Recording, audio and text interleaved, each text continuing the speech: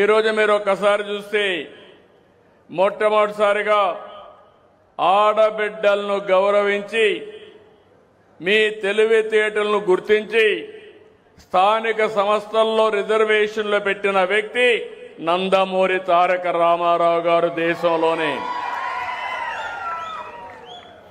రెండో పక్కన ఆ రోజుట్లోనే మగపిల్లవాడైనా ఆడపిల్లైనా ఒకటి, మహిళలకు ఆస్తిలో సమాన హక్కు ఇవ్వాలని నిర్ణయించిన నాయకుడు నందమూరి తారక రామారావు గారు.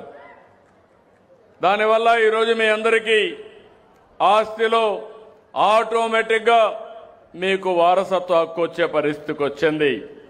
మహిళా యూనివర్సిటీ పెట్టాడు. ఆ తర్వాత నేను ఆలోచించాను, ఆడబిడ్డలు వంటింటికి పరిమితం కాకూడదు, మీకు తెలివితేటలున్నాయి, శక్తి ఉందని డాక్రా సంఘాలు పెట్టాం.